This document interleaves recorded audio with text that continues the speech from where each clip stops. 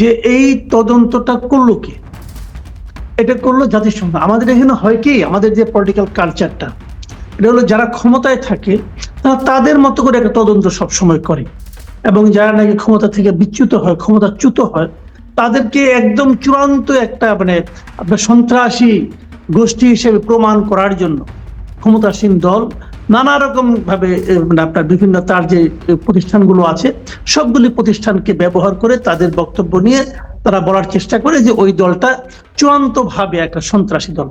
এখন হয় কি, আমি বলি আপনাকে, যে দলটা ক্ষমতা থেকে চলে গেল, যদি সে জনগণের কারণেতে গিয়েছে, জনগণ তাকে চায়নি বলে গিয়েছে, তো যারা চলে যায় তারা নিশ্চয়ই কিছু মন্দ কাজ করে। নিশ্চয়ই মন্দ কাজ না করলে জনগণ তাকে প্রত্যাখ্যান করবে কেন? তারা যে মন্দ কাজগুলি করে, যখন নাকি নতুন সরকার এসে সেই দলটাকে চূড়ান্ত রূপে আপাদমস্তক সন্ত্রাসী প্রমাণ করার চেষ্টা করে তাদের নিজস্ব তদন্তের মাধ্যমে, তখন যেটা হয় যে সাধারণ মানুষের কাছে এটা খুব একটা গ্রহণযোগ্য হয় না। সাধারণ মানুষরা কি চায়, যে তারা যে যে জায়গায় অন্যায় করেছে সেই সেই জায়গায় তাদের বিচার করো। তাদের যে যে লোকগুলো অন্যায়ের সঙ্গে জড়িত ছিল সেই সেই লোককে আপনি কঠোরতম বিচারের আওতায় আনেন, কোনো আপত্তি নাই। যখন আপনি পুরোটাকে যখন আপনি বিচারের আওতায় আনতে চান, তখন যারা আসলেই অপরাধী তারাও কিন্তু এক ধরনের ছাড় পেয়ে যায়, তখন তারাও কিন্তু ওই দলের মাঠ পর্যায়ের নেতাকর্মীর কাছে এক ধরনের সমর্থন অথবা সহানুভূতি পেয়ে যায়। এটা করে ভুলটা আর কি।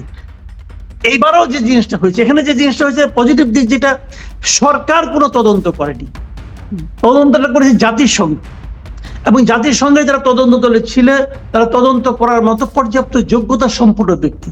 তাদের তদন্ত পদ্ধতি এবং তদন্ত করার যে জ্ঞান তা নিয়ে কিন্তু প্রশ্ন করার কোনো সুযোগ নাই।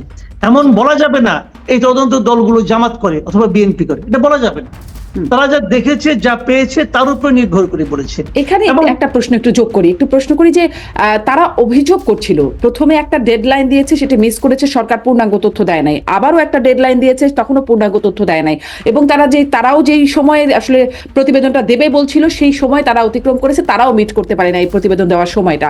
এবং পরবর্তীতে শুনেছিলাম যে পূর্ণাঙ্গ তথ্য না পাওয়ায় তাদের যে প্রতিবেদন সেটাও পূর্ণাঙ্গ হবে না, বা পূর্ণাঙ্গ প্রতিবেদন হয়তো তারা দিতে পারবে না, এরকম একটা কথা জাতিসংঘের তদন্ত কমিটি বলেছিল। পরবর্তী থেকে পূর্ণাঙ্গ তথ্য তারা পেয়েছিল বা সরকারের পক্ষ থেকে দেয়া হয়েছিল? তারা যে তদন্ত রিপোর্টটা দিয়েছে, তারা যে সর্বশেষ যেটা দিয়েছে, সেখানে তারা কোথাও উল্লেখ করে নাই যে এটা একটা অসম্পূর্ণ তদন্ত রিপোর্ট।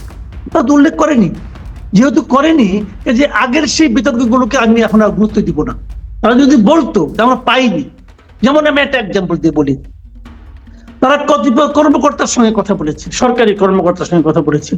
সরকারের সে কর্মকর্তারা বলেছেন যে সরকার প্রধান মানে শেখ হাসিনা অথবা স্বরাষ্ট্রমন্ত্রী অথবা এর মন্ত্রী পর্যায়ের লোকজন বলেছিল যে প্রত্যেকটা বাহিনী, আইন শৃঙ্খলা রক্ষাকারী বাহিনী, তারা যেন আইনের মধ্যে থেকে তাদের পদক্ষেপগুলো নেয়, তারা যেন আইন বহির্ভূত কোনো কাজ না করে, মানে মাত্র অতিরিক্ত যেন বল প্রয়োগ না করে।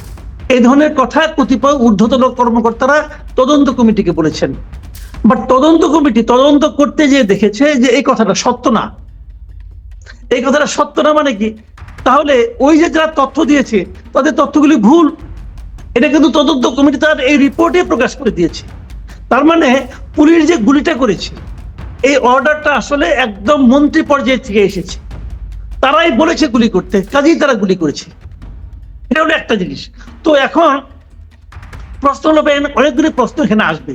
আমি যে জায়গাটাতে নাকি মানে ফৌজ ভাই যে কথাটা বললেন, যে উনি প্রথমে যে পলিটিক্যাল পার্টিকে নিষিদ্ধ করার যে কথাটা বললেন, এই জায়গাটাতে কিন্তু আমার কাছে মনে হয় যে আমরা কিন্তু যদি ওভাবে যদি দেখি তাহলে কি হবে জানেন, তাহলে সেটা তো আলটিমেটলি আপনি পারবেন না রে ভাই, আমার অভিজ্ঞতা বলে পারবেন না। কারণ আওয়ামী লীগের মতো এত বড় একটা দল এবং এত ক্ষমতাধর, যারা নাকি 15 বছর ক্ষমতার সমস্ত জায়গায় তার নিয়ন্ত্রণ ছিল, সমস্ত শক্তি প্রয়োগ করে কিন্তু সে জামাতের মতো একটা ছোট দলকে নিষিদ্ধ করতে পারে নাই ভাই, একদমই পারে নাই। শেষ মুহূর্তে এসে যখন তার ক্ষমতা যায় তখন একটা গায়ের জুড়ে একটা অর্ডার দিয়ে তারপর তো তারা নিজেরাই চলে গেছে। পারে নাই কিন্তু 14-15 বছরে পারে নাই নিষিদ্ধ করা। আর যা তারা করেছে অলিখিত নিষিদ্ধের মতো করে রেখেছিল, তাতে জামাতের ক্ষতির চেয়ে উপকার হয়েছে বেশি। জামাত সমস্ত জায়গায় কিন্তু আরো বেশি করে ঢুকে গেছে এবং তারা সময় দিতে পেরেছে। কাজে এটাই হয়, একটা দলকে নিষিদ্ধ করা যায় না এভাবে। দলের যারা নেতৃত্ব যারা এই দলটাকে একটি দুষ্ট পথে, খারাপ পথে হাঁটিয়েছে, পরিচালিত করেছে, যারা নাকি এই সমস্ত অপকর্মের সঙ্গে জড়িত ছিল, তাদেরকে আপনি যদি বিচার করেন এবং তারা যদি নেতৃত্বে নতুন করে আর না আসতে পারে, তাহলে কিন্তু ওই দলটা নতুন নেতৃত্বের মাধ্যমে আবার কিন্তু আসতে পারে, এবং সেটাই হবে সবচেয়ে গণতান্ত্রিক। তা না হলে হবে কি, চোরাগুপ্তা, হামলা টামলা অনেক কিছু বেড়ে যাবে, যেটা দেশটাকে একটা চূড়ান্ত অস্থিতিশীলতার দিকে ঠেলে দিবে। তবে এই জিনিসটা এখানে প্রমাণ হয়েছে, আমি একটা বটম লাইনটা বলি, এই রিপোর্টে আমি যে জিনিসটা বুঝতে পেরেছি যে ভাই, শেখ হাসিনা আর আলোচনায় থাকবে না বাংলাদেশে। সে বাংলাদেশের রাজনীতিতে এখন একটা পরিত্যক্ত ব্যক্তিতে পরিণত হয়েছে। এটাই হচ্ছে এই রিপোর্টের আমার কাছে মনে হয় বটম লাইন। সেখানে একটু আমি টাচ করতে চাই, সেটা হলো আপনি বলেছিলেন ওনাকে যে ভারত শেখ হাসিনাকে ফেরত দেওয়ার ক্ষেত্রে এই যে জাতিসংঘের রিপোর্টটা, এটা কোনো ভূমিকা রাখবে কিনা। আমি এই প্রসঙ্গে একটা কথা বলি, দেখেন, শেখ হাসিনাকে আমাদের পক্ষে ফেরত পাওয়া আসলে কঠিন। এটা আমরাই করে দিয়েছি, আমরাই কঠিন করি। আমি দুটো প্রসঙ্গ বলি এখানে। প্রথম প্রসঙ্গ হলো, আমরা শেখ হাসিনার বিচার করতে চাই, তো তাকে আপনি যেতে দিলেন কেন? প্রথম প্রশ্ন, তাকে যেতে দিলেন কেন? আপনি বলতেছিলেন যে যেতে না দিলে যেভাবে মানুষ আসছিল তাকে হয়তো মেরেই ফেলতো। তাকে মারলে আপনার সমস্যাটা কি? জনগণ যদি তাকে মেরে ফেলতো সে আপনার সমস্যাটা কি? তাকে আপনি যেতে দিবেন কেন? এসএসএফ এর দায়িত্ব তো ছিল না তাকে তখন রক্ষা করা, এটা তাদের দায়িত্ব ছিল। কারো দায়িত্ব ছিল? তাকে বিদেশে পাঠিয়ে দেওয়া কোনো দায়িত্বের মধ্যে পড়ে? কি বলেন? তাকে হেলিকপ্টারে আপনার ক্যান্টনমেন্টে নিয়ে রাখতে পারতেন। আপনি যদি আপনি তাকে বাঁচাতে চান, ইন্ডিয়া পাঠাতে হবে কেন? ইন্ডিয়া আপনি পাঠিয়েছেন, পাঠিয়ে এখন তাকে আনতে পারতেছেন না, এটা বলেন কেন? কিন্তু তখন তো এই সরকার ছিল।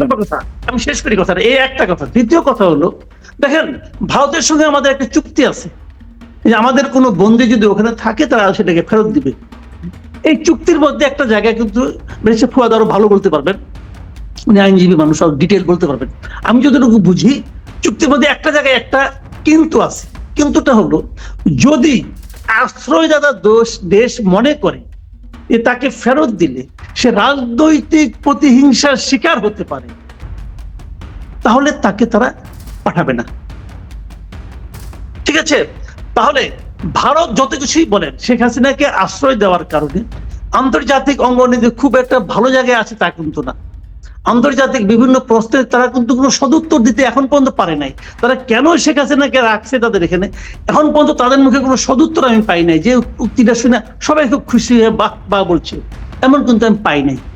এই প্রশ্নটা আগামী দিনগুলোতে আরো জোরালো হতো। আমরা বলতে পারতাম যে ওনার বিরুদ্ধে আদালতে রায় আছে, উনি আসছেন না কেন, আসতে হবে, দিতে হবে, বলতে পারতাম। সেই জায়গায় দেখেন একটা ঘটনা আমাদের এখানে ঘটিয়েছে। কে ঘটিয়েছে?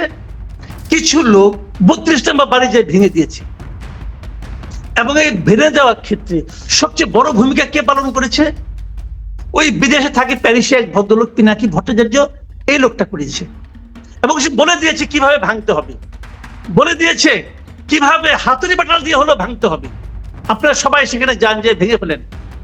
তারপরে এরই ধারাবাহিকতায় সারা দেশে ভাঙচুর চলেছে। আওয়ামী লীগ অফিস ভাঙচুর হয়েছে, বিভিন্ন নেতাদের বাড়িঘর ভাঙচুর হয়েছে। লাভটা কি হয়েছে? লাভটা হয়েছে এটা, আপনি শেখ হাসিনাকে ফেরত না আনতে পারা যে একমাত্র অপশনটা আছে, সেই অপশনটা তৈরি করে দিয়েছেন। কে তৈরি করে দিল? পিনাকি ভট্টাচার্য তৈরি করে দিল। এবং এটা তৈরি করে দিয়ে পিনাকি ভট্টাচার্য কার সুবিধা করলো? ভারতের সুবিধা করলো। এই লোক সারাদিন ভারত কথাবার্তা বলে। আসলে সে, আমি বলি, ভারতের একটা এজেন্ট। সে আমাদের এখানে সবসময় একটা আওলা লাগাইয়া আমাদের দেশটাকে অস্থিতিশীল করার জন্য সবসময় সে নানা রকম ফন্দি ফিকির করে এবং উত্তেজনকর বক্তব্য ছাড়ে।